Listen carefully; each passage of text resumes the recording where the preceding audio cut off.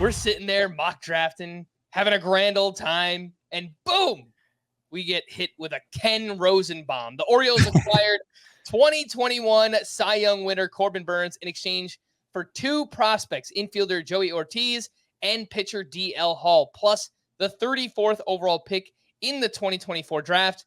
That new ownership group in Baltimore didn't waste any time. Let's talk about Corbin Burnes. He is entering a contract year and will do it in the pitcher-friendly confines of Camden Yards, which kind of sounds weird to say, but it is true. They were 22nd in home run park factors last year compared to American Family Field out in Milwaukee, which had the 9th highest home run park factor. So it's a great park switch here for Corbin Burnes. He is, however, moving from the National League Central to the much tougher American League East. Scott, let's start with you. Your immediate reaction, Corbin Burnes to the Baltimore Orioles. My immediate reaction was, what the crap? Because I thought we had kind of abandoned hope for a Corbin Burnes trade happening, and the Brewers had just added Rhys Hoskins, and it looked like they were going for it again in the NL Central. And based on the return they got for Corbin Burnes, maybe they should have just tried to go for it in NL Central, but we'll get to that. For Burnes, I think this is only good news. Yes, it's true. He goes to a tougher division. It's a balanced schedule now. Yeah, he only started 10 games against the NL Central last year. Yeah, I just think that's not as important as some other factors in play here. One of them being he goes from a fringe contender to what, in my mind, is now the AL favorites. The Orioles are loaded for bear. They won 101 games last year without Burnes, without Jackson Holiday, and now both are going to be in the mix, obviously.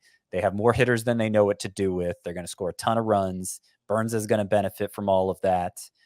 He wasn't in a bad situation with the Brewers, but he couldn't ask for a much better situation than what he gets in Baltimore now. Plus, he goes from one of the most hitter-friendly parks to one of the most pitcher-friendly parks. And at first, I wasn't making much of that because, okay, historically, Burnes has been a big bat misser, and he's not vulnerable to fly balls. And so for that profile, how much of a difference would it actually make? But I will point out that at home last year, Burnes had a 4.28 ERA. For his career, his ERA at home is 75 points, about 75 points higher at home than on the road.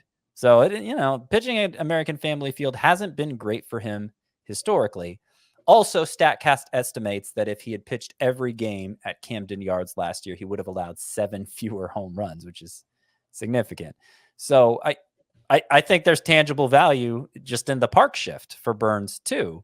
So I think it's enough. I had him 5th in my starting pitcher rankings. We've talked before about how there isn't a clear number 3 this year behind Spencer Strider and Garrett Cole. I'm not saying Burnes needs to be drafted alongside Spencer Strider and Garrett Cole, but I do think he's probably the clear number 3 now with this move. Chris, I've brought some of my concerns up on recent podcasts regarding Corbin Burnes, just things that I've noticed the past couple of years, things that are trending in the wrong direction, strikeouts and walks. Obviously, a 12.2% swinging strike rate last year for Corbin Burnes. Still very good by, pitcher standards, but it was a career low for Corbin Burnes. So talk to me about what you think has been happening with Corbin Burnes. Are you worried about it at all? And this move over to the Baltimore Orioles. Yeah, I mean, he lost, about a mile per hour on his fastball last season. So if you're looking for an explanation as to why he might have been getting fewer strikeouts, about half. Okay. It started out as 1 in April, but then he picked up half a mile the rest of the season. And so, that's probably, if you're looking for why he was a slightly less dominant strikeout pitcher last season, maybe that's the explanation. But I don't know how much I care about that. Just because, and I said this with Garrett Cole the other day, where we are talking about yes, there is a threat, right? He's gone from 35.6% strikeout rate in 2021 to 30.5% in 2022 to 25.5. I guess that's a trend. 2023 is the only one that's alarming. And even that feels like the wrong word, because a 26% strikeout rate is still very good.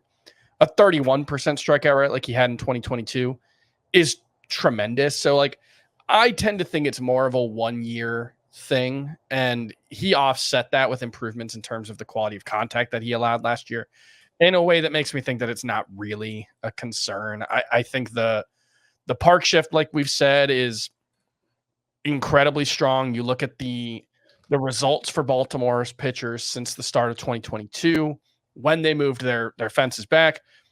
Generally speaking, we want 3 years at least for park factors to feel confident in them, because they're fairly noisy stats. We only have 2 here, so I think I don't want to overreact too much. But over the past 2 seasons, Orioles pitchers collectively have a 4.11 ERA on the road, 3.77 at home. That's not an insignificant gap. So yeah, I think that Corbin Burnes is absolutely the number 3 starting pitcher right now. I had him number 3 in points. I think he was number 5 in Roto. Even in just looking at it, I just kind of realized I probably should have had him number 3 to begin with. But now I think he's, like Scott said, a clear number 3. I think he's not in the Strider, Garrett Cole range. I think he's at the top of the next tier, and potentially in a half tier of his own. And I should mention, because forgive me if you did mention it, the second half stats for Burnes. Yes. Even though you did mention it or no? No, I did. Okay. Yeah. Even though the overall numbers were down, much better in the second half as he regained some of the velocity on that cutter. He had a 2.71 ERA, 0.99 WHIP, and 10.2 strikeouts per 9 innings. So that felt a lot more like Corbin Burnes. Yeah, 28.6% strikeout rate. Not quite 2022 levels, but close enough that it if he had struck out 29% of batters last season, nobody would have blinked. According to Fantasy Pros ADP, which takes the average draft position from 5 different websites so far, Burnes is going as the 20th player off the board, the SP3, behind only Spencer Strider and Garrett Cole. You guys agree that Burnes should be the SP3? I put out a poll on Twitter asking that exact question between Zach Wheeler, Gausman, Corbin Burnes, Castillo, who should go first of that group. And Corbin Burnes is running away with it, 51% of the vote. I think there's probably some, excitement about the trade, and, maybe people are clicking on Burnes, but it feels like that it's probably going to wind up being the case, that Burnes will wind up being the SP3 in most drafts this upcoming season. Before we move over to the Brewers, just an update on the Orioles' projected rotation. Corbin Burnes up at the top, Grayson Rodriguez, Kyle Bradish, John Means, and then one of Dean Kramer or Tyler Wells as their SP5. They also have pitching depth in the minors, some prospects, Chase McDermott and Cade Povich too. So, man, the Orioles are set up real well right now. Scott, you mentioned you think they should be the favorite to win the American League at this point. I did look up some betting odds, and they are tied for the 3rd best odds to win the American League, behind the Astros and the Yankees. The Yankees probably shouldn't be ahead of them, but that's just the betting market. They always prop up the Yankees because people bet on the Yankees anyway, even though they shouldn't. Let's talk about the return in this trade. The prospect package seemed a little light to me. I mean, the Brewers also got the 34th pick, and it is only 1 year of Corbin Burnes. He's entering a contract year, so I get that, but still seems a little bit light. Let's talk about it. Joey Ortiz, a 25-year-old infielder who's played all over the diamond and is regarded as a great defender. Seems like he has a solid bat. Last year in 88 games at AAA, he hit .321 with 9 homers, 30 doubles, 11 steals, and an .885 OPS. DL Hall was the other piece, a 25-year-old pitcher, former top pitching prospect, has struggled mightily with control and injuries, but there is an opportunity here in the Brewers rotation. Scott, talk to me about the return. Again, it felt a little bit light to me. And if you think any of these guys could have value with the Brewers, Joey Ortiz and DL Hall. I think they could. I do think it was an underwhelming return considering the Brewers were giving up one of the few surefire aces in the game today. Ortiz and Hall. Hall technically doesn't qualify as a prospect anymore, but if he did, they would both be like fringe top 100 guys. Mm-hmm. And they've lost some of their luster since they've appeared in the majors, and it, for the most part, hasn't gone well. That tends to cost prospects some value. But I do think there's upside here for both. And I do think the Brewers present a great opportunity for both that they were never going to get with the Orioles. I think part of what's held back DL Hall's development is that the Orioles, he's more of a project than a team in the Orioles position could take on. He has an incredible fastball, but the control issues you mentioned, the health issues further stunting his development. He did kind of get in a groove last year. They brought him up to use him out of the bullpen in 18 appearances, a 3.26 ERA, a 119 whip, 10.7 K per nine. So you see the potential right there. What was most notable, I think, though, about that 18 appearance stint, 65% of his pitches for strikes, which is certainly good enough. You have stuff as good as Hall's, you throw 65% of your pitches for strikes. That'll play. If it wasn't just a small sample fluke, it was a sign of Hall turning the corner.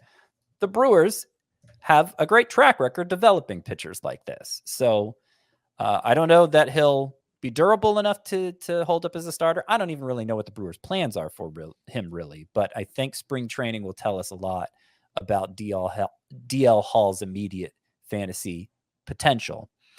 And then as far as Joey Ortiz goes, and I'll note he's Joseph Ortiz in our player database. I was wondering why it didn't make the hyperlink when I was writing about him earlier. Right. It sounds like you're angry when you talk about him, right? Joseph Ortiz. Joseph. I just wanted to stress it. Joseph. Yeah, about him. So I did not include him in my top 100 prospects.